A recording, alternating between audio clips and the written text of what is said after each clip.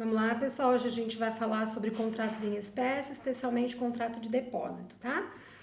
O contrato de depósito, ele está previsto lá a partir do artigo 627 do Código Civil, tá bom? É onde o depositário, ele recebe um determinado objeto que tem que ser móvel, tá? E corpóreo, ele tem que ter lá a condição de ser apalpável, né? De ser pego, eu tenho que sentir o objeto, para que o depositário ele guarde até que o depositante o reclame, até que ele peça lá a restituição do referido bem, tá bom? O depositário, ele não pode utilizar desse bem, ele não pode usufruir desse bem, exceto se houver lá uma autorização expressa do depositante, do proprietário, mesmo porque o intuito aqui é justamente de guardar, né? Salvaguardar esse patrimônio, esse bem, né? Esse objeto do depositante, tá? Não é contrato de empréstimo, não confundam. Por que não? Porque neste contrato de depósito não há depósito de bens móveis fungíveis, inclusive consumíveis. Aqui o que eu preciso, a necessidade de que ele seja infungível e inconsumível, tá bom? O dinheiro, né, antes que vocês perguntem, fiquem aí questionando ou matutando, aquele depósito de dinheiro que é feito nos bancos, tá? Ele é contrato bancário, tá? E ele fica muito mais próximo do mútuo, do contrato de mútuo tratado lá no artigo 645 que nós vimos anteriormente, tá bom? Essa é a consequência, essa é a diferença aqui dessa situação do contrato de depósito que nós estamos vendo agora, tá? Qual que é a natureza jurídica do contrato de depósito? Ele é nos termos lá do artigo 628, né, eu tenho a possibilidade dele ser gratuito, só que aí, dependendo da convenção das partes, esse contrato ele pode ser também oneroso. Então aí, qual é a consequência lógica? Se ele for gratuito, eu tenho lá a condição deste contrato de depósito unilateral, tá? Se ele for oneroso, ele é bilateral porque eu tenho a responsabilidade, obrigação, né, das duas partes aí de forma recíproca. Um que é obrigado a fazer a guarda do determinado bem e o outro que é o depositante que tem que fazer o pagamento deste bem, da guarda, né, por esses serviços prestados aí, tá? E aí, nesse sentido, quando eu estiver falando do contrato oneroso, né, eu vou estar falando ali dependendo da convenção das partes, ou em decorrência ali da atividade ou da profissão do depositário, tá bom? Ele é comutativo, porque ele tem lá a prestação certa e determinada, tá bom? E também ele é personalíssimo, porque ele é fundado na confiança do depositante em relação ao próprio depositário.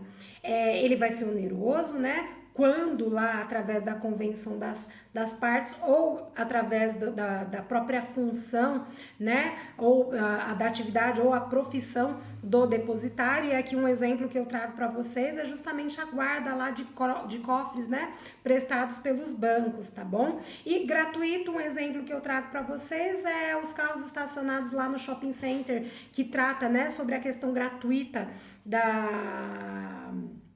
dos estacionamentos, tá? Ou estacionamentos também de estabelecimentos comerciais, como lojas e assim sucessivamente. O que é o depósito, né? O contrato de depósito, então, para a gente tratar de forma específica. É aquele em que eu tenho apenas a guarda do bem, tá bom? Da guarda do bem, tá? Eu vou guardar o bem. E eu vou restituir lá nos termos do artigo 629 do Código Civil com os frutos se eventualmente existir, tá? O exemplo muito tratado aqui é a questão da cadela, né? Que eu entrego lá já prenha, porque eu vou viajar num determinado veterinário ou um pet, né? E quando for restituído é por óbvio que os frutos acrescidos daquele animal ele tem que ser devolvido também, tá bom? Porque são os acrescidos daquele produto que foi entregue lá na clínica veterinária, tá? Isso está no artigo 629. O depositário, ele deve devolver o bem ou a coisa, né? Imediatamente quando ele for solicitado, para se livrar, inclusive, da responsabilidade, já que esse contrato é gratuito e ele tem lá algumas responsabilidades se esse bem vier a perecer, tá? Isso está lá no artigo 633 do Código Civil. Aliás, eu abro aqui um parênteses para vocês, para poder pedir que façam a leitura dos artigos, para poder facilitar o entendimento, a compreensão e para ajudá-los também, né? E se a coisa perecer, né, no meio do caminho, o que é que vai acontecer, pessoal? Aliás, ele tem que fazer entrega imediatamente, é importante, porque ele vai ter lá alguma responsabilidade. Entretanto, se ficar comprovado, se ele conseguir comprovar, né, que foi por caso fortuito, né, a força maior, se ele conseguir comprovar essa situação, aí ele não vai ter ali as despesas. Eu vou ler o 642 para poder facilitar, né? O depositário não responde pelos casos de força maior, mas para que lhe valha a escusa, terá que prová-los, óbvio, né? Que senão todo mundo vai alegar e falar, eu não tive culpa, né? Eu não tenho responsabilidade por conta disso, e aí ficaria muito ruim, tá? Apesar aqui de simular, né, alguma situação, ela não se confunde com o comodato, apesar de parecer, né, lá com o comodato que a gente tratou no artigo 529. No depósito, a obrigação é de custódia, sem poder utilizá-la, como eu já disse, apenas guardar o bem, tá? Lá no comodato, o que eu tenho? Eu tenho o objeto deste contrato, especificamente a utilização do bem pelo comodatário, tá? Então, essa aqui é a diferença, tá? Então, não confundam, tá? Quais são as obrigações das partes neste contrato de depósito? Então, do depositário aqui, eu tenho a obrigação de guardar, conservar e restituir a coisa quando solicitada, tá? E se eu não devolver, qual é a consequência, tá? Aqui eu tenho na realidade nem é uma novidade, tá? Mas é uma coisa que às vezes traz algum tipo de desconforto ou de transtorno, tá?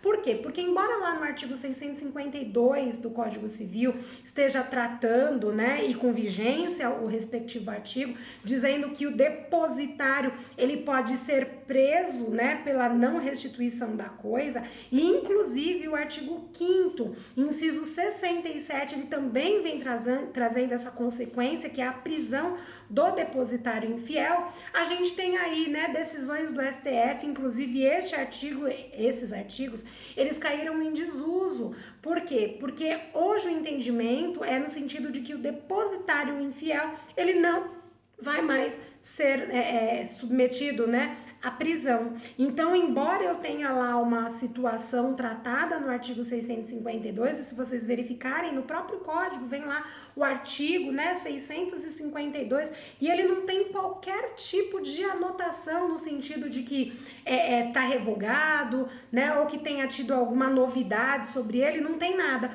Mas, infelizmente, por conta de decisões judiciais, por conta dos tribunais, essa prática, né, essa aplicação da prisão civil ao depositário infiel, ela não é mais tratada, tá bom? E qual é a responsabilidade, né, a obrigação do depositante? Do depositante vai ser lá o pagamento pela remuneração, no caso de ter feito o contrato oneroso, né, com obrigação de pagamento, tá bom? Inclusive exercer lá o seu direito de retenção, conforme está descrito no artigo 643 e 644 do Código Civil, tá? E aí agora a gente vai falar sobre as modalidades do depósito, do contrato de depósito. A primeira delas é a modalidade do depósito voluntário ou convencional. O que é o depósito voluntário ou convencional? O próprio nome já diz, né? Convencional. É aquele que vai resultar da autonomia privada, né? Da autonomia da vontade das partes, que é onde eu tenho a guarda do bem com conservação, cuidado e diligência, tá? E a restituição nos termos do artigo 629, com todos os frutos acrescidos, tá? Nos termos lá do 646 do Código Civil, a gente tem aqui uma obrigatoriedade do contrato de depósito voluntário ser provado por escrito. Então, aqui a gente tem uma formalidade. Sabe aquela coisa que a gente começou a tratar no início do semestre, falando que qualquer contrato, ele pode ser feito lá até no papel de pão? Então, este daqui, ele vai ser levado a efeito quando feito por escrito mesmo, tá? Eu lembro que eu disse a vocês também que o contrato ele poderia se fazer valer através da vontade só das partes. Lembro que disse, quando falamos na condição do contrato, que quando eu pego um ônibus, né, quando eu compro lá o pão na padaria, aquilo ali eu já estou estabelecendo um contrato, no caso de compra e venda. Mas nesse especificamente, obrigatoriamente, inclusive porque a própria lei assim determina, eu devo fazer por escrito, tá? Então, por conta do 646, o contrato voluntário, aquele que decorre da autonomia privada das partes, ele deve obrigatoriamente ser feito por escrito, tá? Então, a primeira modalidade, contrato voluntário ou convencional, que é a mesma coisa. Segunda modalidade é o contrato necessário, tá? Então vamos lá, aqui a gente tem já um cuidado a mais para poder observar neste contrato necessário, contrato de depósito necessário. Ele tá lá descrito no artigo 647 do Código Civil, tá bom? E ele vai se subdividir em dois, tá? Em duas situações.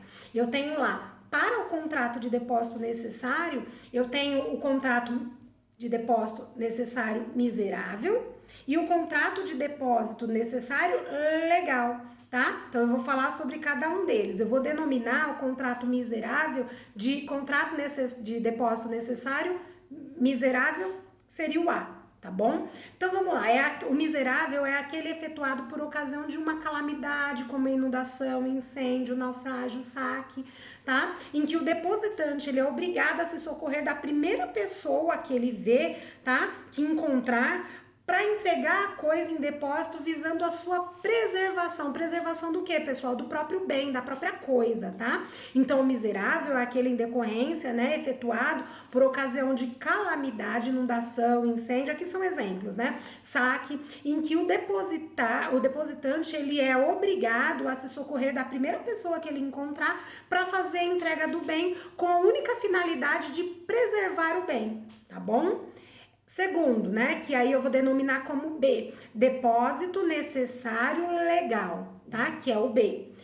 Este legal é aquele realizado no desempenho, né, da própria obrigação, ou aquele decorrente da própria lei, tá? Tá lá no artigo 647, inciso 1º do Código Civil, onde vem dizendo, né, que uma das modalidades é o contrato de depósito necessário e legal. Quais são os exemplos que a gente pode utilizar aqui, né? No contrato necessário legal.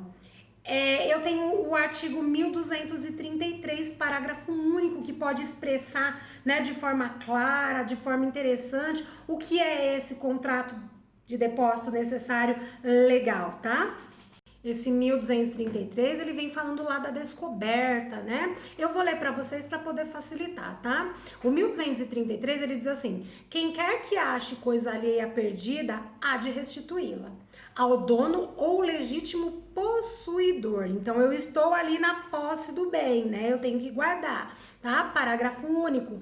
Não o conhecendo, que é o que nos interessa, né? O descobridor fará por encontrá-lo e, se não encontrar, entregará a coisa achada à autoridade competente. Então, aqui eu tenho uma responsabilidade.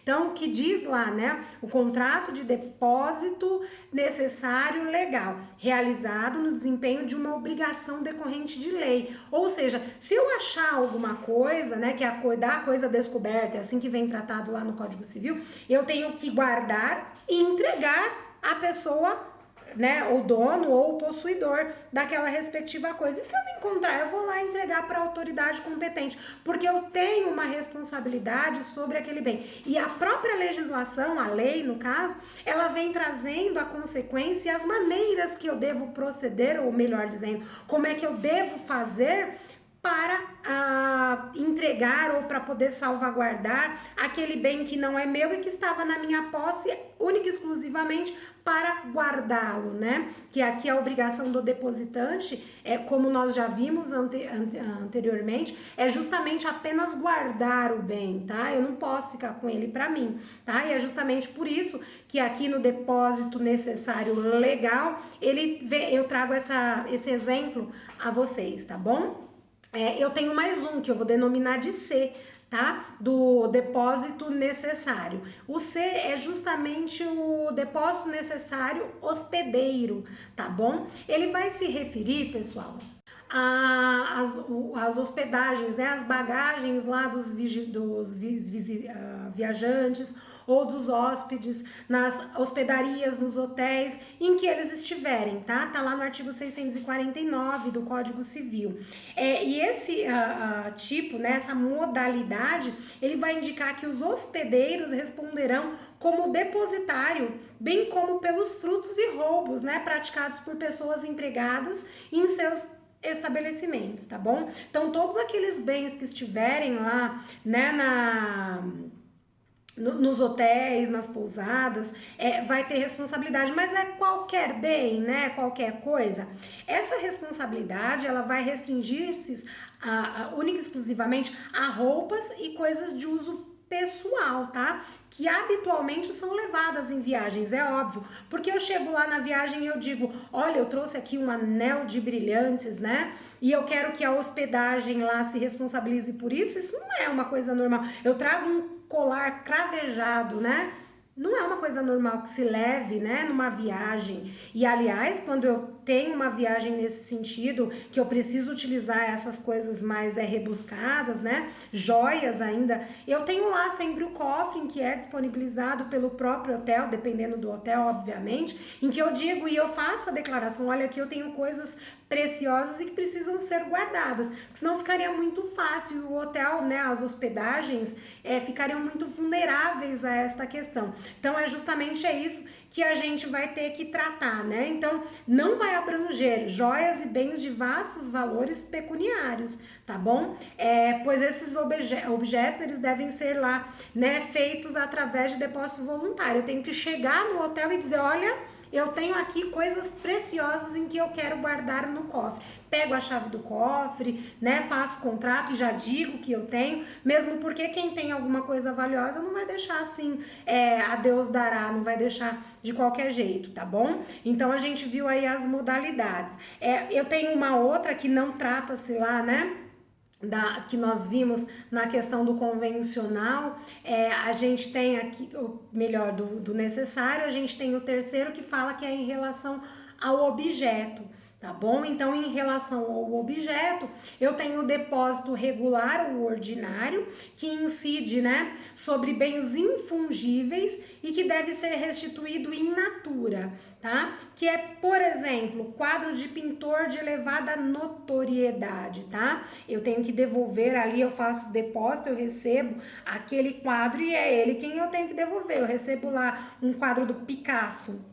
Eu vou devolver um quadro da Michelle? Obviamente que não, tá? Eu vou devolver um falsificado? Não. Eu tenho que devolver ele, né? Aquele quadro que é precioso, aliás, não teremos outros por aí, tá bom? Ele é um único exclusivo, tá?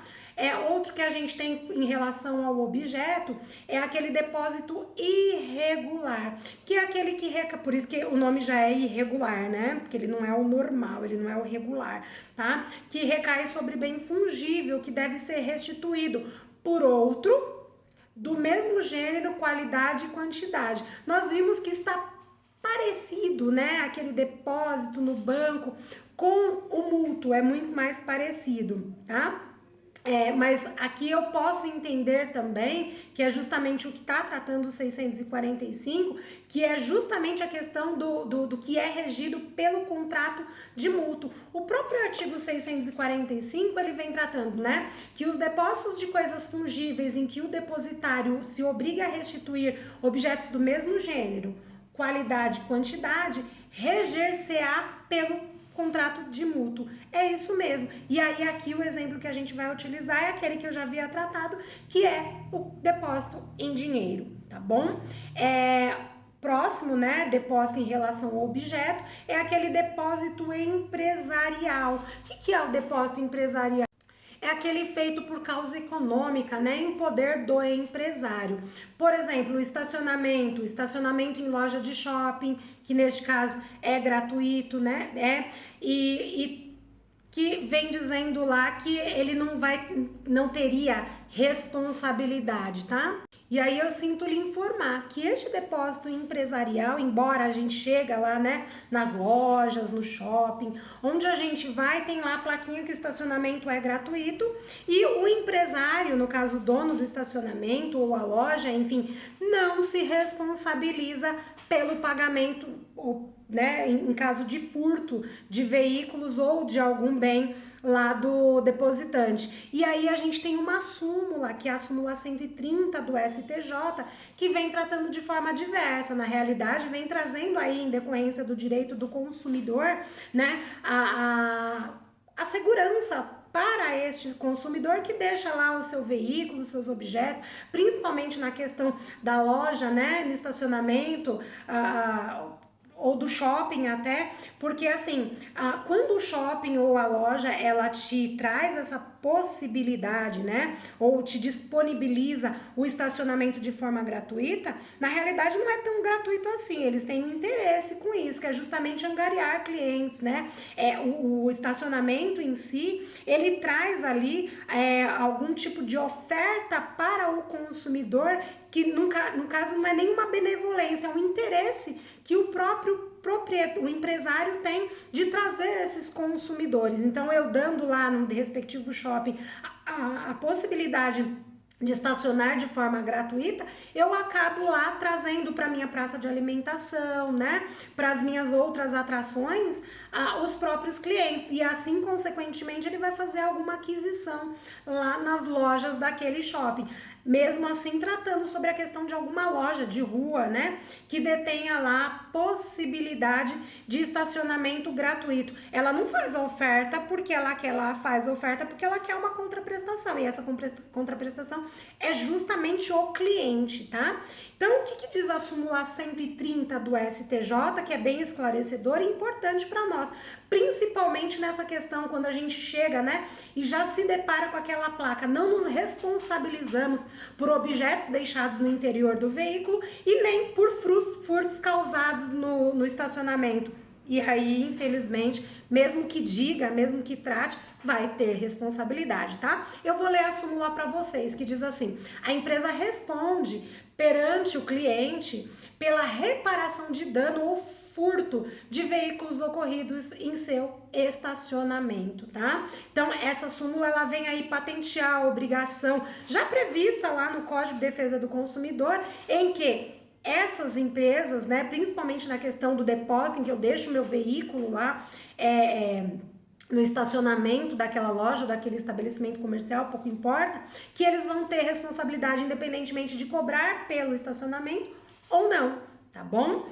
O outro, quanto ao objeto que a gente vai tratar, é o depósito judicial, que é aquele determinado, né, através de mandado judicial, que é o previsto no artigo 635 do Código Civil, tá? Ele é previsto lá no artigo 635 do Código Civil, e onde numa própria decisão judicial vem lá trazendo a possibilidade, né, de fazer a arrecadação daqueles bens. Inclusive, vocês já devem ter visto muito por aí, né, aqueles depositários profissionais, tá bom? Então, é aquele onde por mandado judicial é determinado lá o contrato de depósito. E aí, nesse depósito judicial, esses bens serão entregues, né, a um profissional que fará lá a guarda da coisa e levará para um local onde ele deve, né, fazer a guarda, porque aqui a intenção do depósito é justamente guardar o bem, tá? O que diz o 635? Ele diz assim: ao depositário será facultado, outrosim, requerer depósito judicial da coisa quando, por motivo plausível, não a possa guardar e o depositante não queira recebê-la. Tá bom? Então, aqui é a possibilidade, tá? Eu vou ficando por aqui, a gente viu as modalidades, viu as razões, natureza jurídica, né? O conceito de depósito. Para a próxima aula, nós falaremos em mandato, tá bom? Até mais!